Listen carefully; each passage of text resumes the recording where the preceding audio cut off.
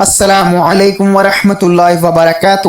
بسم اللہ الرحمن الرحیم۔ شروع کرتا ہوں اللہ تعالیٰ کے نام سے جو بڑا مہربان اور نہایت رحم کرنے والا ہے۔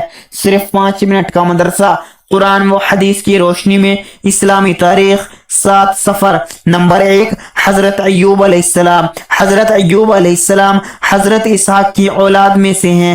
ان کا شمار عرب کے پیغمبروں میں ہوتا ہے۔ وہ اللہ تعالیٰ کے نیک اور بڑے صابر و شاکر بندے تھے۔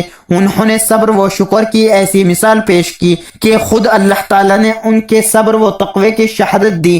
وہ ایک کامیاب تاجر اور معاملات میں حد درجہ امانت دار ہونے کے ساتھ تقوی و پرہیزگار میں بھی بے مثال تھے۔ وہ غریبوں کو کھانا کھلاتے، بیوہ مسکینوں و تنگ دستوں کی خوب مدد کیا کرتے تھے۔ اللہ تعالیٰ نے انہیں بہت مال و دولت اور اولاد سے نوازا تھا، پھر سخت آزمائش اور امتحان میں مبتلا کیا اور عطا کردہ مال و دولت اور اولاد سب کچھ واپس لے لیا، اور خود وہ 8 سال تک بیماری میں مبتلا رہے، مگر اس کڑی آزمائش میں بھی کبھی بھی اپنی زبان سے شکوہ و شکایت نہیں کیا اور ہمیشہ صبر و شکر ہی کرتے رہے اور اللہ تعالیٰ سے دعا مانگتے رہے۔ اللہ تعالیٰ نے ان کی دعا قبول فرمائے اور صبر کے بدلے میں انہیں پہلے سے زیادہ مال و دولت اور اولاد سے نوازا اور بیماری سے نجات دے کر صحت و تندرستی عطا فرمائی۔ نمبر 2 اللہ کی قدرت، پرندوں کا فضا میں اڑنا۔ اللہ تعالیٰ نے پرندوں کو پر عطا فرمائے جن سے وہ فضا میں اڑتے ہیں،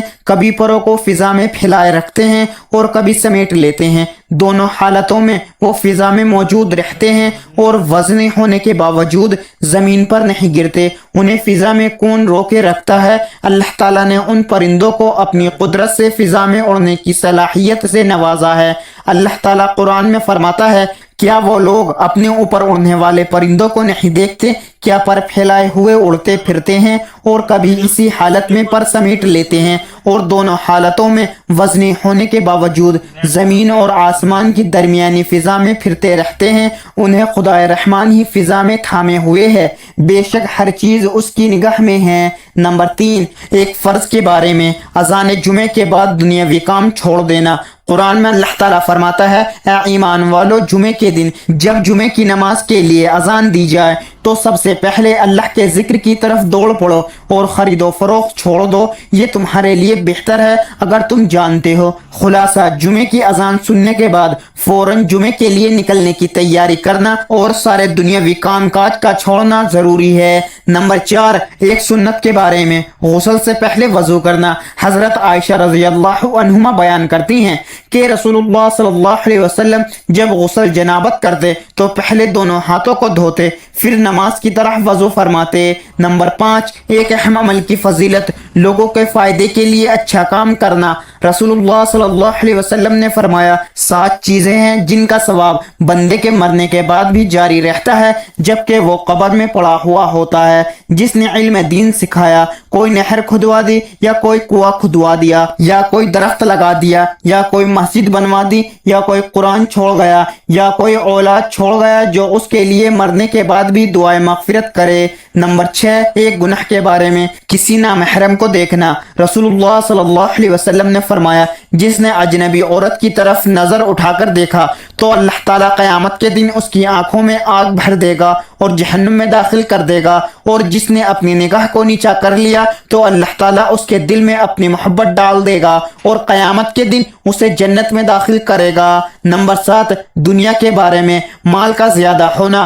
رسول اللہ صلی اللہ علیہ وسلم نے ارشاد فرمایا، اس وقت تک قیامت نہیں آئے گی جب تک تمہارے اندر مال کی اتنی حرص نہ ہو جائے کہ وہ بہنے لگے، یہاں تک کہ مال والے آدمی کو اس بات پر رنج و غم ہوگا کہ اس سے کون صدقہ قبول کرے گا۔ وہ ایک آدمی کو صدقے کے لیے بلائے گا تو وہ کہہ دے گا کہ مجھے اس کی کوئی ضرورت نہیں۔ نمبر 8 آخرت کے بارے میں، جنت کی صفات۔ قرآن میں اللہ تعالیٰ فرماتا ہے، وہ گھر ہمیشہ رہنے والے باغ ہیں، जिन में परहेजगार लोग दाखिल होंगे। उन बागों के नीचे दूध, शहद और पाकीज़ा शराब की नहरें बह रही होंगी। जिस चीज को उनका जी चाहेगा वो उनको वहां मिलेगी। अल्लाह ताला परहेजगारों को ऐसा ही बदला देता है। नंबर 9, तिब्बे नबवी से इलाज। धूप में बैठने के नुकसानात। रसूलुल्लाह सल्लल्लाहु अलैहि वसल्लम ने फरमाया, धूप में बैठने से बचो क्योंकि इससे कपड़े खराब होते हैं, बदन से बदबू फूटने लगती है और दबी हुई बीमारियां उभर जाती हैं। नंबर 10, कुरान की नसीहत। कुरान में अल्लाह ताला फरमाता है, ए ईमान वालो, तुम्हारे अमवाल और तुम्हारी औलाद तुम्हें अल्लाह के जिक्र से गाफिल ना कर दें, और जो शख्स ऐसा करेगा तो वही लोग नुकसान में पड़ने वाले हैं। अल्लाह ताला हम सबको इन प्यारी हदीस मुबारका पर अमल करने और अपनी ज़िंदगियों को संवारने की तौफीक अता फरमाए, आमीन। मज़ीद इसी तरह की इस्लामिक वीडियो के लिए अगर आपने अभी तक चैनल ज़मा मलिक को सब्सक्राइब नहीं किया तो सब्सक्राइब कर लें और वीडियो को लाइक एंड शेयर ज़रूर करें। जज़ाकल्लाह, शुक्रिया।